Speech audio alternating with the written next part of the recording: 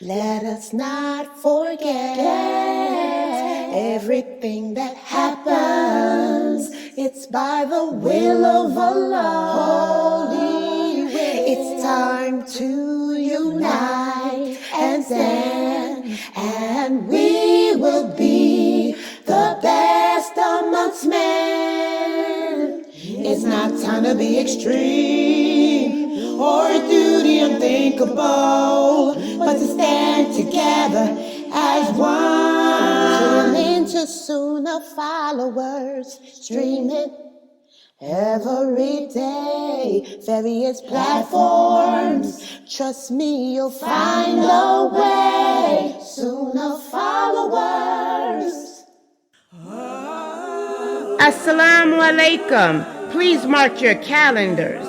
Starting this Friday, March 1st, we will be replacing the 6 p.m. Eastern Aqidah class, Al-Wala Wal-Bara class, with a special program for the month of Ramadan. Please join Ustadah Laila Nasheeba for the first 7 days of Ramadan with a preparation course.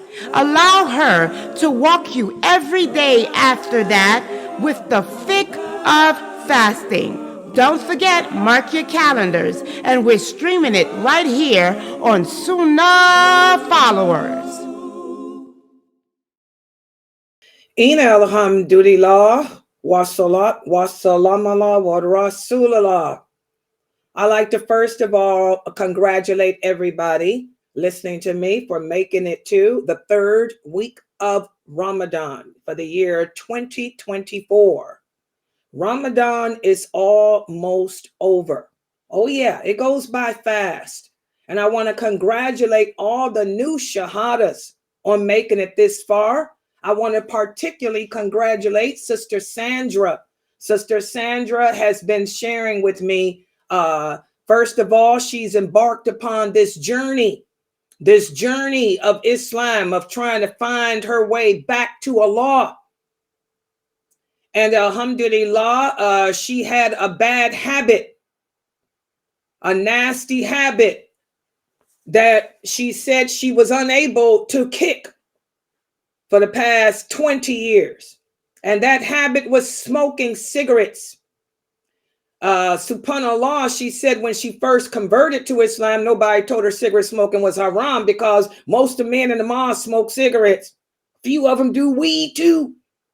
Okay. But alhamdulillah, when she started coming to my classes since this winter, when she joined to learn about the Prophet with Brother Mukhtar, my cousin Mukhtar, she's been coming to all of our classes, and she found out from me that it's haram. So she started wearing a Nicoderm patch the week before Ramadan. She took my advice. Her insurance covered it. She bought the Nicoderm patch, and mashallah, she's so happy. She said, Layla, it's already been the 4th week. She's almost done with the plan. The Nicoderm patch is a 4-week plan. She said that this is her last week, and she said it really worked for her. She says she has no desire to touch a cigarette whatsoever. She said she hates the thought of it, the smell of it. You know, the yellow walls in her house from smoking, that nicotine leaves yellow walls. So she's going to paint her house now, the walls in her house, the yellow fingernails. She says she doesn't have to polish her nails now. I mean, unless she wants to. Before, she kept her nails polished because she was trying to hide the yellow stains, because she said she smoked almost 2 packs a day. And she said that one of the things that she's done, and I'm so proud of her, is, and this is a good idea for all the people who are trying to quit smoking. She said the money that she would spend, that $2 a day, that she would, that $4 a day, because she said she smoked 2 a day, that $4 a day that she would spend on cigarettes, she puts it in the zakat box in her house. Remember, I told you guys at the beginning when I did my Ramadan prep class, have 2 boxes or 2 jars. 1 jar for the mistakes you make while you're fasting. The other jar is the charity zakat jar. So she says she's been putting $5 every day in the zakat jar. And she said, you'd be surprised how much money is in there now. And she can't wait to turn that in to the masjid at the end of Ramadan. And let me remind everybody, because she asked me this, zakat, your zakatul fitr. We're going to talk about that later on in this week. The zakatul fitr that you pay on behalf of everyone in your family that you're responsible for, that goes to the masjid. You cannot donate that to my website. Zakatul fitr must be food. And I am not an organization that hands out food. I am an Islamic organization that teaches Islam. I am an Islamic university. I am a dawah institution. So I can receive zakat. I can receive your regular zakat, but I cannot receive zakatul fitr. Okay, because that's food that has to go to, you can give it to an organization that provides food. Like say, for example, the mosque. Your mosque has a food pantry. You can give it to them, but not to my website. I had to explain it to her. Regular zakat, your yearly zakat, yes, we welcome that. Because we fall in the category, the 8th category of fi sabilillah. And I did put out, since people don't accept hadiths anymore, all these scrubs care about is a fatwa, especially from Saudi. I put out fatwas that show that all the scholars agree that dawah, like what I do at this website. No, I am a non-profit organization. We here at Sunnahfollowers, we are a non-profit organization. We are a 501(c), and we get no support from the government at all. There's no funds that the IRS, that the government can give my website, because I am about nothing but Islam, teaching Islam to the Muslims around the world, free of charge. So this website falls in a category of fi sabilillah, and I pronounce it correctly, fi sabilillah. Okay, so you can send your yearly zakat here, but not the zakatul fitr, because that's money that goes for food. I don't feed nobody. I just teach you. So give the zakatul fitr to your local masjid. And I'm so proud of you, Sister Sandra, because mashallah, I know how hard it is to stop smoking cigarettes, because nicotine, they say nicotine is more addictive than crack is. It's more addictive than cocaine. It's more addictive than heroin. It's easier to stop smoking crack than it is to stop smoking a cigarette, because that nicotine high is only 15 minutes and you want that 15-minute high. Okay. So I am so proud of you. Kudos to you, Sister Sandra. Welcome to the world of being able to breathe better. That dirty cough should be gone. You won't smell like stinky cigarettes when you go around people. So I'm so proud of you, sweetheart. And continue to hold on to my website, continue to come to my classes. And for everybody else, I'm going to get serious here. Remember, I told you guys, the third week of Ramadan, this is where the struggle begins. Well, the struggle begins the second week. The third week, you will see the profits of your struggle. Like Sandra, she's smoke-free. Look at that, smoke-free. That's a blessing from Allah.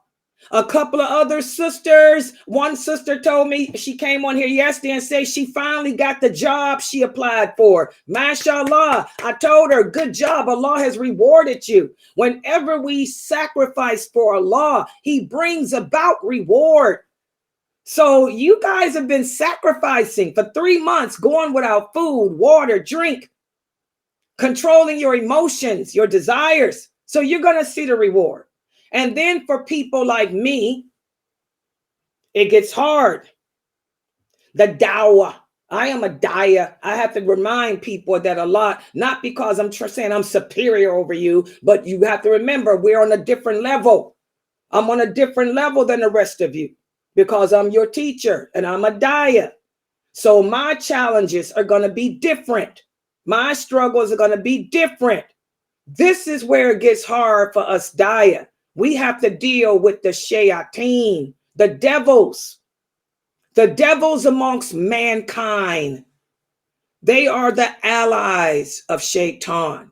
And in the third week, every Ramadan, because I have touched the hearts of so many new shahadas, I have touched the hearts of so many Muslim women who have been struggling with their deen all year. Now Iblis, even though he's locked up in chains, and so are his ifrit amongst the jinn, the big devils amongst mankind are not locked up. So the denizens of Iblis amongst humans are angry. They're angry because this woman, Laila Nasheeba, done pulled away their victims. So now I have to deal with the backlash. It's called the backlash of dawah. For those of you who want to make a career out of dawah, you better think twice. And you need to ask yourself, can you handle the backlash?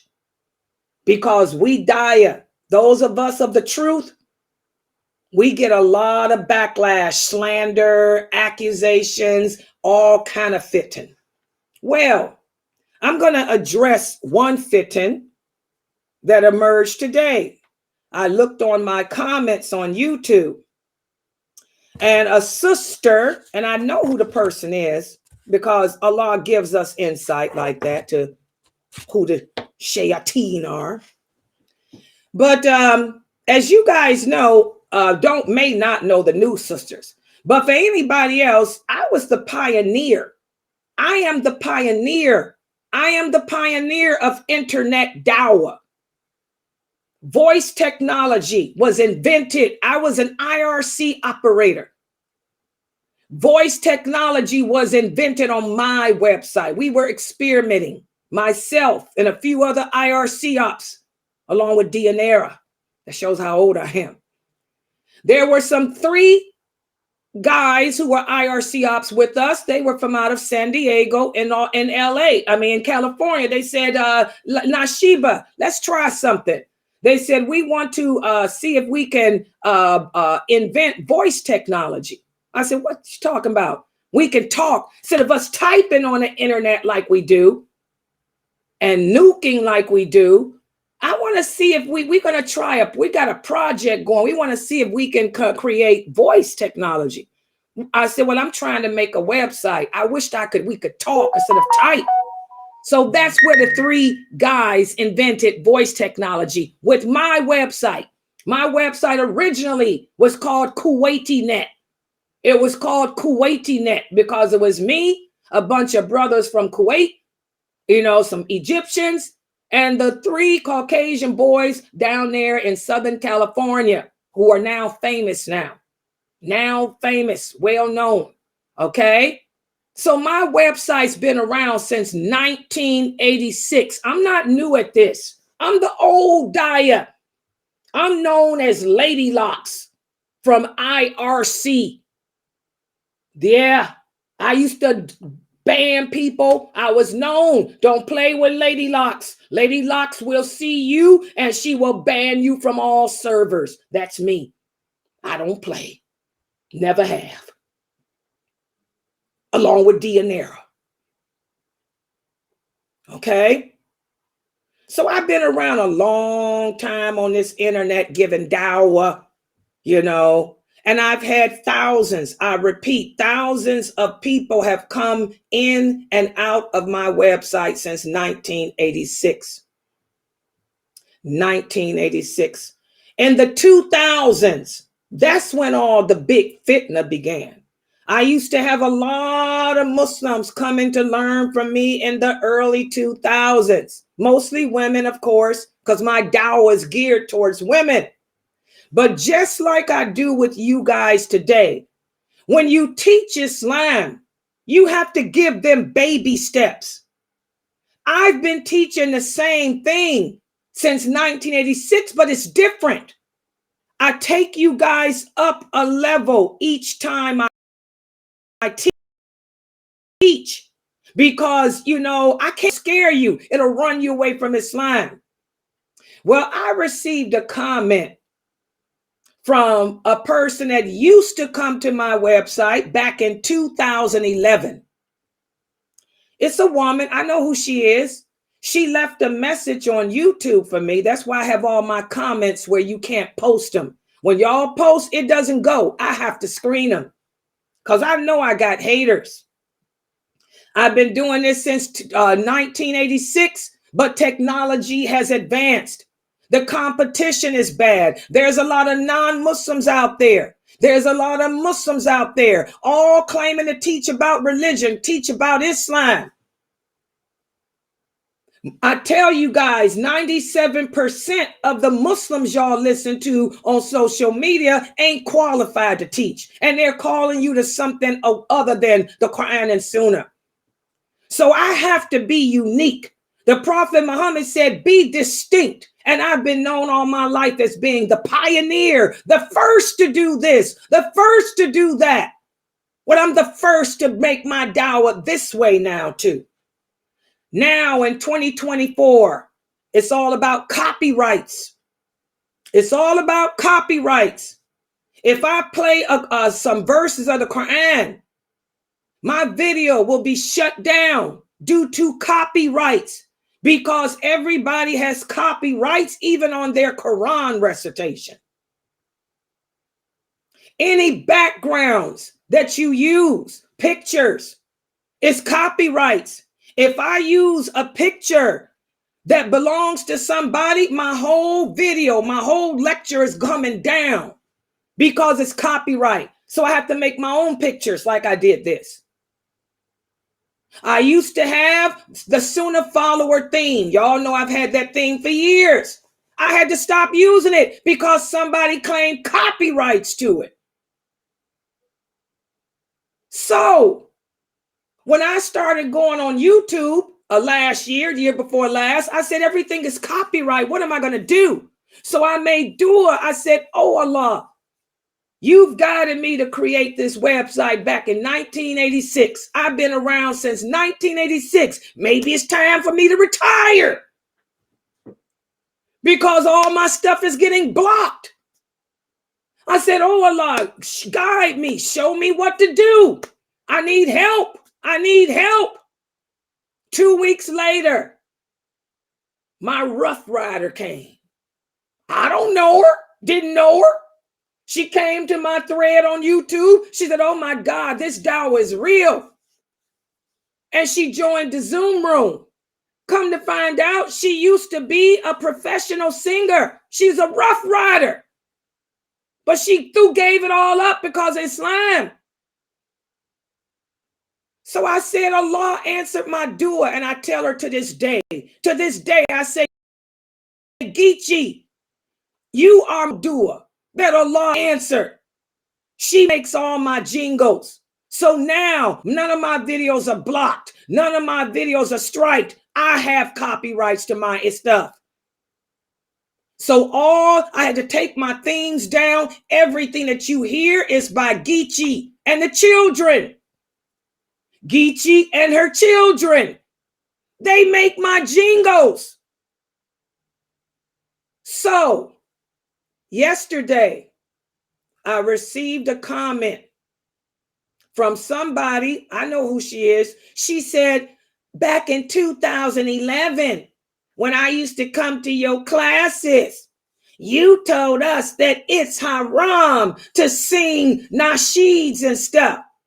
But look what you doing today. Jealousy is a trip, ain't it, guys? First of all, I'm going to keep it real. Back in 2011, that was the worst time of my dawah.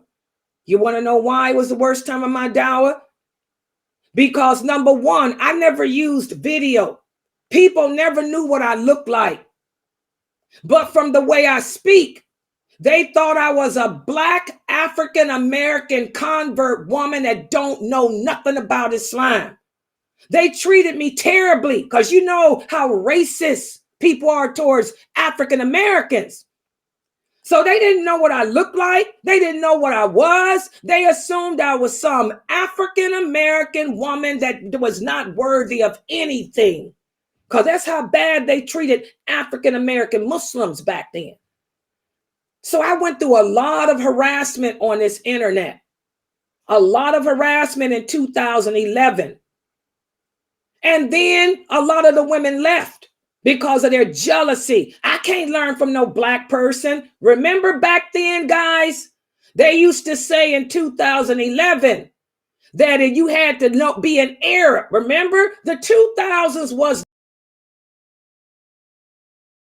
the Arabic reign. The person didn't speak Arabic, they don't know the deen. Ain't no Muslims in America that know the deen. That was what was going on in 2011. So a lot of my students left me because they thought I was a black African American nobody, Elijah Muhammad, don't know nothing. So they left me to join the Arab regime. I didn't care. I kept my dawah going. So now 2021 comes. That's when the world gets to see. Nobody knew what Laila Nasheeba looked like. Nobody knew what I looked like until I went video live in 2021. The world was shocked. Bam! She's Arab. She's Arab, although it don't mean nothing. But to them, they went, she's Arab.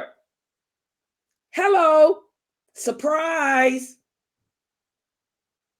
But I was raised not by my Arabic father. I was raised by an African American man.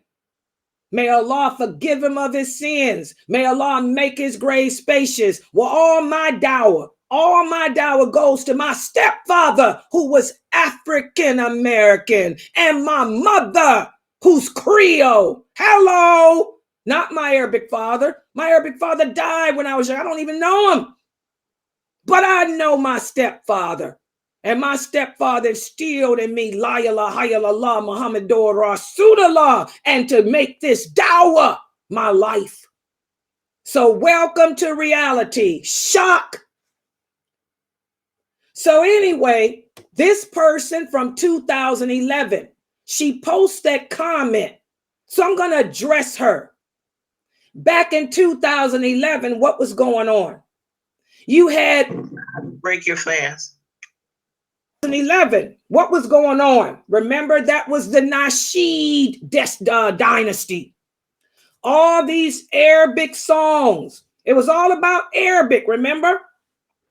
Arabic songs. A lot of people were doing away with music, and they were replacing music with Arabic songs. Oh, yeah. They called them Nasheed. Don't know that Nasheed means poetry, but these songs had music in them. Music, people singing, because they singing about Allah is supposed to be lawful.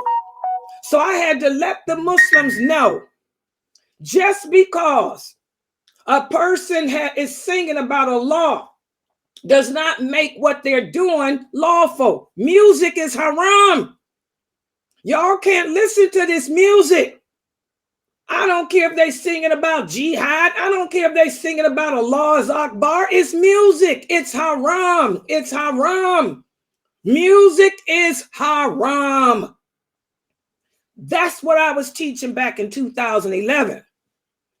And I also always told you guys, one of the signs of the last hour, the prophet said, female singers will appear. These are women who make a living out of singing. Learn the hadith. If this sister had not left me because she thought I was a black African American Elijah Muhammad nobody, had she stayed with me and continued to grow and learn from me, she would have learned the meaning of those hadiths. One of the signs of the last hour, it's already happening. Female singers, women making money. Women making money. Women making money off of singing. We got Muslim women who put out CDs, who put out albums of the Quran, singing the Quran, singing nasheeds with music. That's what that hadith is talking about. So now that I broke that hadith down, let me take it personal. One thing about Laila Nasheeba, I've been around on the internet since 1986 doing this. I don't care what y'all say about me. You can attack me verbally all you want to. I don't care. But don't mess with my students. I've always said that. Don't mess with my students. You can say what you want about me, but you better jump back from my students. I don't let nobody slander or attack any of my students. I'm like a mother hen over their chickens when it comes to my students. Y'all understand that? The sister that does my nasheeds, and sometimes she does them with the children, she ain't getting paid for it, number one. Number two, she's doing it for the sake of Allah, fi sabilillah, because were she not doing it, my videos would be blocked. And that's what the shayateen want. Oh, the shaitan doesn't want my dawah to get out. They want me to not be heard. She's doing this fi sabilillah, for the sake of Allah. She's doing jihad, just like me. I'm doing jihad. Teaching, she's doing jihad to try to get the attention here. We got to do what it takes to bring the attention here to the true dawah. You sisters are mesmerized by beards, beautiful eyes, sexy Arabic voices. Well, guess what? I have to fight against that. So I'm trying to appeal to your heart through words, without getting copy strike down. So keep my students out your mouth. And you should have stayed with me in 2011, because also in 2011, I had a little boy. Do y'all remember this? There was a little boy who was an orphan. He was from Algeria. He was Arabic like me too. He knew I was Arabic. He used to join my classes, and he had a dog. And remember, the people were telling him to get rid of his dog. You can't have a dog. That dog is all that little boy had left from his family that was killed in Algeria. It was a guard dog. And remember, the people asked me, Layla, why ain't you telling him to get rid of his dog? Y'all remember when Sheikh Morsi came in and took the mic? He said, because you don't run people away. There's other things to focus on than a dog. This boy is an orphan. He lost his parents. He's living by himself in Canada. All he has is that guard dog. You people need to get up off of it. There's an art to dawah. Just like with Sandra. I knew Sandra smoked. When Sandra first started coming to my classes back in the winter to listen to Mukhtar, I didn't come at her and attack her and tell her she going to hell because she smoked cigarettes. I had to build her faith up in her heart. I told her, keep coming, keep listening, keep learning. Now, 6 months later, her faith is strong. Her fitra has been ignited. That's when I told her, by the way, Sandra, you know you got to stop smoking, right? So we have to, there's an art to dawah. There's an art to dawah. The Quran wasn't revealed in one day. Allah didn't make alcohol haram day one. When the Muslim companions, when they fought the Battle of Badr, many of them had alcohol in them. He made alcohol haram after that. You have to take baby steps. And had this sister stayed with me in 2011, she would have learned that. She would be like Amina Fresno now, who's still here. She'd be like Faiza, who's still here. She be like Nortor and her sister, who's still here. You abandoned me. You left my website, so you're twisted. Evidently, all you know about Islam is what I taught in 2011. So that means you ain't got but a quarter of what I teach. You should have stayed, sister, and stop being a hater.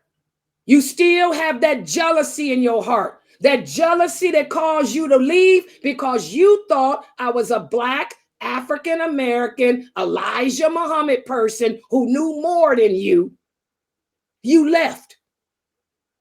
Now you see, wow, that's Layla.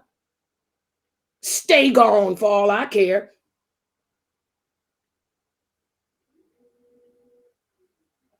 So I had to address that.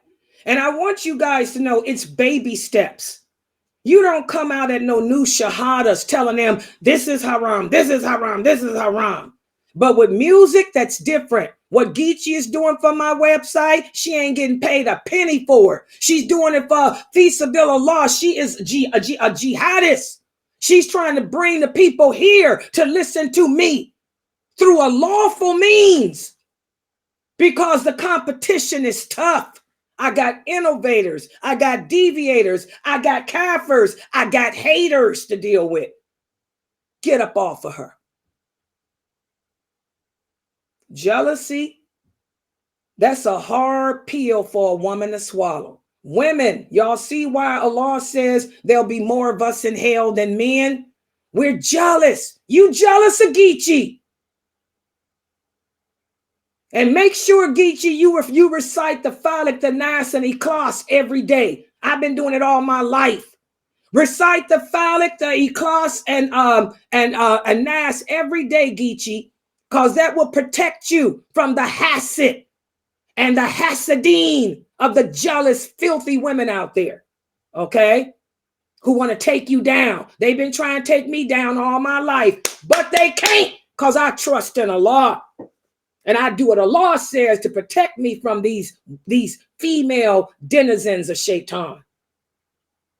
You women got to work on that jealousy. You jealous of Geechee because her and her children are making jingles to bring the people in so I don't get struck down by the kafirs with copyrights. And you jealous of me because I ain't what you thought I was. And I'm still better than what you think you are. And that's sad. That is really sad. And I'm old enough to be your grandmother. That's what's even worse. I'm old enough to be your grandmother. Shame on you. All right. So I had to address that, guys. And with that said, now let's start the class. And yesterday I did my 11 o'clock class, and we spoke about how important it is for us as Muslims to trust in Allah. See, when we trust in Allah, that's how we survive. When we trust in Allah, we know that Allah is our protector.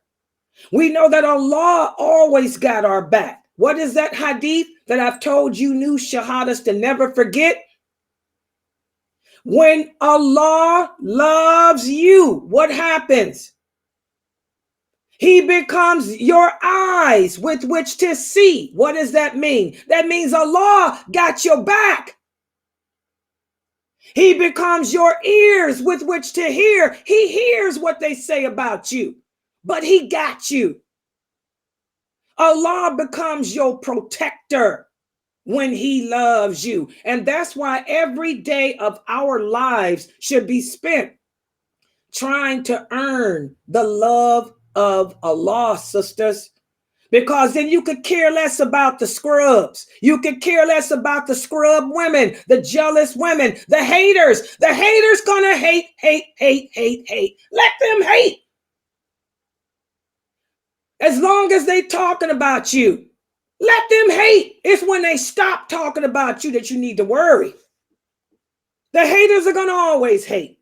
but Allah got you. Long as you are under the protection of Allah, he ain't gonna let nothing happen to you that he don't will it to happen. And Allah promised that he got you. If you are someone that he loves, he's got you. So we have to trust in him. And that was my lecture last night. And today I'm going to speak about it even more, because this is the third week of Ramadan. Ramadan is almost over. We will soon be upon the last 10 days. And what I want all Muslims listening to me, all Muslim women listening to me, to focus on is relying upon Allah. Don't just trust in him. Don't just trust that he got your back. Like I know he got my back against the haters. He's had it since 1986. But I also rely upon him. And let me put the PowerPoint up on the screen, just so you guys can see. And please, the children, watch me on the big screen. And the adults, please take screenshots of this PowerPoint for the kids, because I want your children to not only trust in Allah, but to grow up like I was made to grow up by my stepfather and my mother, to rely upon him. And because of that, I could care less about the haters who hate. Keep on hating. Leave my students alone, though. Don't mess with my students. Hate on me all you want to. Care less. I'm still here. She's still here. Dragon Lady still here. Lady Locks is still here, taking them off the servers. All right. Okay, let me put the PowerPoint up. Y'all look at this here. In fact, let me put the fantastical background. Yeah, there. The kids said they liked this background yesterday. They said that this background looks good on television. There it is, the fantastical background. Okay, and let me go to my Zoom room now. Put the PowerPoint here. And let me come to you guys here. Hold on. Zoom. Day 15. Yeah, this is the 15th. Can y'all believe it? The sister here said it's 15 days later. Yep, it's almost over. I told y'all. I ain't playing. I told you it was almost over. She said, it sure is. Yep. We'll be in the last 10 days, I think, by the weekend. If you do the math, I think the weekend will be the beginning of the last 10 days. And y'all know how those fly. Yeah. So day 15, I want all of the Muslims following me to focus on trusting and relying upon Allah. We talked about trust last night. Let's talk about what it means to rely upon Allah.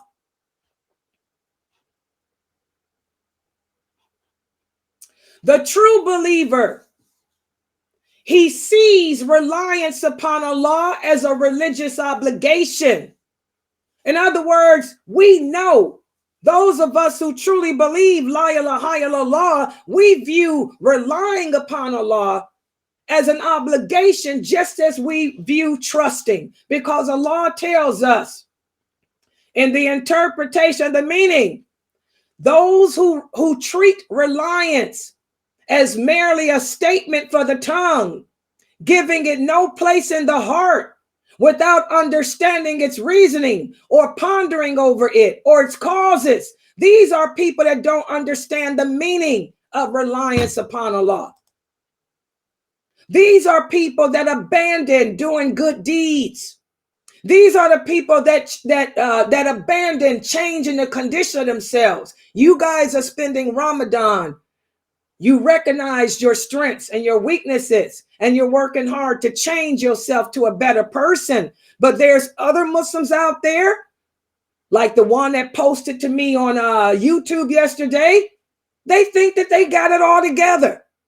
Instead of them doing good deeds, they're busy trying to find fault with others. Instead of them working on changing the condition of their self, they're trying to critique others. They're accepting their life as it is, saying whatever will be. And they think that's reliance upon Allah. And this is a big problem too amongst a lot of my Arabic associates. You might come upon a lot of Arabic brothers or Arabic sisters who say whatever will be, will be. They'll misuse what it means to believe in the qadr of Allah. Well, since Allah already decreed it, what's the point? You know, you don't want to be around those type of people. They chalk everything to be based on the qadr of Allah. And this is not the way to define or determine reliance upon Allah. Like I tell you, even a lot of the Arabs don't understand the qadr of Allah. Allah does not make choices for us. We make our own choices in life. Allah just knew what our choices would be. And because he knew what our choices would be, he already knows who's going to be in paradise and who's going to be in hell. And he's going to put you there as a result. But he didn't choose it. You chose it for yourself. Even a lot of Arabic people don't understand that. That's why a lot of the Mu'tazila are amongst the Arabic people. Okay?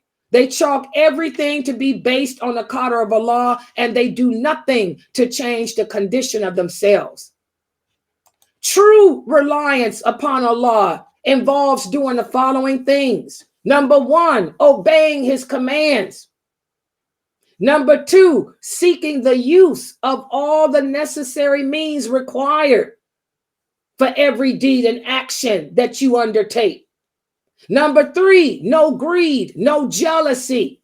How can you rely upon Allah if you're jealous of other people? How can you rely upon Allah if you're a greedy, selfish person? True reliance on Allah entails applying all causes and means to attain success. And then you'll get a response from Allah. So for every Muslim, reliance means to do and to hope. It means actions that are pleasing to Allah with hope of his reward.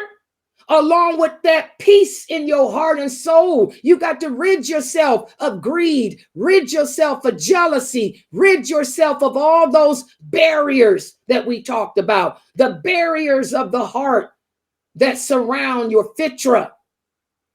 You will never be able to rely on Allah if you can't get rid of those bad emotions of the heart like jealousy, greed, selfishness, anxiety, and all of that. Everybody understand that? So, the true believer knows that Allah's law works through existence. So the believer prepares the means necessary for his actions so he can do them correctly. The believer never thinks that the means are itself adequate. No, he's got to follow it up with actions. Remember, the Prophet Muhammad sallallahu alaihi wasallam taught us whatever is in the heart is going to show through your actions. If you truly believe in Allah, then you will pray your prayers. If you truly believe in Allah, you'll be fasting Ramadan. If you truly believe in Allah, you will wear hijab. You just don't say you believe in him. So you have to actually follow up that belief with actions, because that's where your success lies with Allah. Does everybody understand that? I'm trying to break this down, you know? So all of us, just because we say we're Muslim is not enough. We're going to have to prove it. Allah wants us to prove it. So Allah is going to send trials. He's going to send tests to us. And when the true believer has a hardship in life, this is how he behaves. He knows that to think that something other than Allah can harm him or benefit him is disbelief. For example, me. I've been doing dawah since 1986. I got a lot of haters. A lot of women are jealous of me. A lot of women hate me. They're jealous, racist, all of that. But do I care? No matter how jealous they are, no matter how much they wish that I would die and go away, I'm still here because they don't have that power. Nothing can harm me. Nothing can benefit me unless Allah allows it. And I know that I'm doing good. I know that I've devoted all my life to Allah. I've been giving dawah since I was 12. My whole life is Allah. So I know Allah ain't going to turn his back on me. I know Allah ain't going to let those haters take me down or take me out. So I'm still here. I'm still here despite the fact that these women been wishing otherwise. So the believer knows that no one or nothing can harm them or benefit them unless Allah allows it.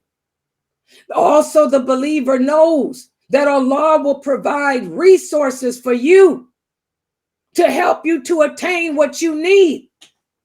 I gave you my example.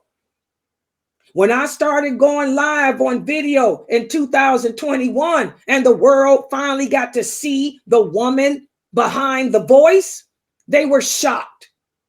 And then the kafir, they started blocking my videos, taking my videos down, copyright here, copyright there. She used this picture. She used that verse of that Quran that from this person. So what did I do? I made dua. I said, oh Allah, if this is what you want me to do, if you want me to continue my dawah, show me the way. And Allah sent Geechee. Allah sent a professional Geechee, to help me to get through the copyrights. And Allah also sent me the ability to learn how to teach myself to make my own backgrounds, which I do. So Allah will provide resources for us to help us to attain what we need.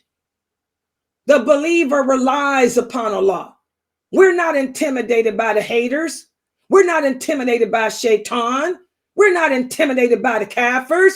We trust in Allah and we know he will provide resources to us to help us in what we need to do. So the Muslim uses the resources that Allah sends to them while calling upon Allah's help to attain his aims, like I've been doing, like all of you should be doing. So this is how we survive our hardships. Whatever trial you get in life, sisters, you call upon Allah. Trust that he got your back. Rely upon him. Know that can't nobody take you out. Can't nobody take you down. Can't nobody do nothing to you unless he allows it. And he will send resources to you and help to you from sources you never imagined. And once you achieve this way of thinking, that's where your confidence comes. A lot of the kids say, why is it that Sister Laila is so strong and confident? I have a lot of confidence because I trust in Allah, because I rely upon him. And there's some people out there who will envy or hate the fact that you are confident. They'll say, oh, she's got self-confidence. Astaghfirullah, that's a sign of arrogance. No, it's not. The Prophet Muhammad said arrogance is to look down on other people and to think you're better than them. That's arrogance. Self-confidence is inner pride. It's the inner pride that lights the heart because you know that Allah got you. You have to have self-confidence in order to be a Muslim, guys. Self-confidence entails having confidence that Allah will help you to get to wherever you want to be in life, that Allah will protect you. That's confidence. If you know that you under Allah's protection, you fear nothing but him. Nothing but him. So we have to work on self-confidence. My new shahadas, some of you are afraid of what the kafirs think about you. When you learn to trust in Allah and rely upon him, what the kafirs think won't matter. Just like it doesn't matter to me what these Muslims think. They thought I was a black African-American Elijah Muhammad person for years. And I let them think it. Who cares? It's their problem. Okay? So, this is how we attain righteousness, guys. And that's what Ramadan is all about, trying to reach that level of righteousness with Allah. In order to reach that level of righteousness, you have to trust in him. You have to rely upon him. Okay? Listen to what Allah says in the interpretation of the meaning. Put your trust in Allah, who never dies. Allah commands us to do this. Also, Allah says in the interpretation of the meaning, they said Allah is all we need and he is the best disposer of our affairs. Allah is talking about the companions. When the companions fought the battle of Badr, even though they were outnumbered, they said, we don't care. Allah is all we need. We don't need nothing else but him. And they got victory as a result. Also, Allah says he loves those who put their trust in him. Again, and that's what it's all about. Trying to get Allah to love you, because Allah has promised he will never allow the hellfire to touch a person that he loves. And I want you sisters to also ponder this. The prophet, wait a minute, hold on for a second. Okay, hold on for a second. Hold on, guys. This is my Instacart. I want you guys to ponder this hadith. The Prophet sallallahu alaihi wasallam said, if all of you were to rely upon Allah in the manner he deserves, then he would certainly give you provision as he does to the birds who leave early in the morning and they come back home with a full belly at dusk. And this is what I tell you guys, subhanAllah, don't worry about how the rent's going to get paid. Don't worry about how the bills are going to get paid. Trust in Allah. And I did a lecture on that. As long as you are living, Allah will cause us to survive. Don't worry about how I'm going to pay the bill, where the food going to come from. You're living, aren't you? Allah will find a way. And this is why whenever the Prophet Muhammad, and by the way, a lot of you are into specific supplications. This is a specific supplication you can teach yourself. Whenever the Prophet sallallahu alaihi wasallam would leave his house, he would say, in the name of Allah, I trust in Allah. There is no power or might but in him. He would say that whenever he left the house, and he would be protected. Again, guys, the Prophet sallallahu alaihi wasallam taught us that if we would rely upon Allah and trust in him, he'll find a way for us, basically. And that's why whenever he left the house, he would say, in the name of Allah, I trust in him. There is no might and no power except in him. And also, this is the hadith that I shared with you guys numerous times. When the Prophet Muhammad sallallahu alaihi wasallam talked about the 70,000 people that will enter paradise without being judged.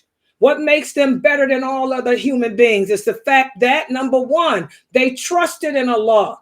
They relied upon him to the point where they didn't even do ruqya. They didn't even do ruqya over themselves. When they got sick, they trusted in Allah, that Allah, would take care of them. They didn't practice cauterization. They were not superstitious.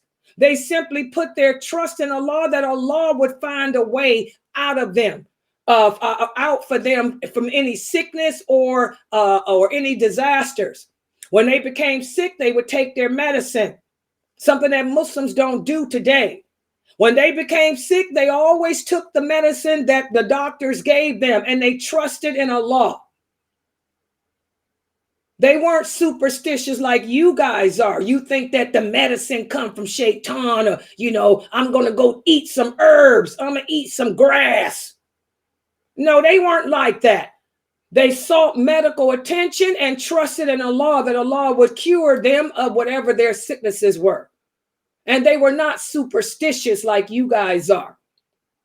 Okay. And that's how we want to be. So again, as we go into this third week of fasting, because Ramadan is almost over, as we go into this third week of fasting, we have now recognized what our strengths are.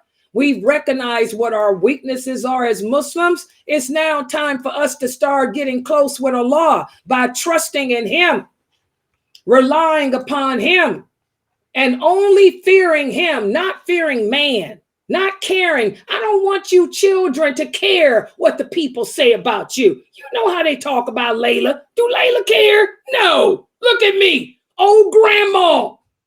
Grandma still here. And still striking them down on the internet. Lady Locks is still here, striking them down. Trust in Allah, children. Live your life to make him happy. Live your life obeying him. Live your life knowing that he got your back. Hello, Allah got me. He ain't got you. You know, live your life that way. And you'll become confident. You'll become strong. And the people will hate you too, like they hate me, like they hated Aisha, like they hated the Prophet Muhammad, sallallahu alaihi wasallam. The Prophet Muhammad said every prophet and every messenger had their haters and had their enemies. Who, if the Prophet Muhammad had haters, the Prophet Muhammad had enemies, who are you and me? You think that you ain't gonna have haters? Long as they hate you, that's a good sign. It's when they stop hating you. It's when they stop talking about you. That's when you need to worry. All right. Okay. Subhanakallahumma wa bihamdika ashhadu an la ilaha illa anta astaghfiruka wa atubu ilayk. Any questions or comments? And I apologize for all the interruption. Like I told y'all, the third week of fastings, you will start to see your blessings from Allah. But for me, the Daya, this is my test. Because Shaitan is angry. His denizens from hell are angry. All these old people that used to listen to Layla back in the 80s, 90s, and early 2000s, they getting ready to come out the woodworks with their smart aleck comments, which shows they ain't made no growth since 2011. You still stuck. All you got is what I taught you in 2011. That shows I must have taught you well, because that's the only thing that's sticking, huh? But you should have stayed to hear the rest. You should have stayed to hear the rest. Okay. Questions or comments?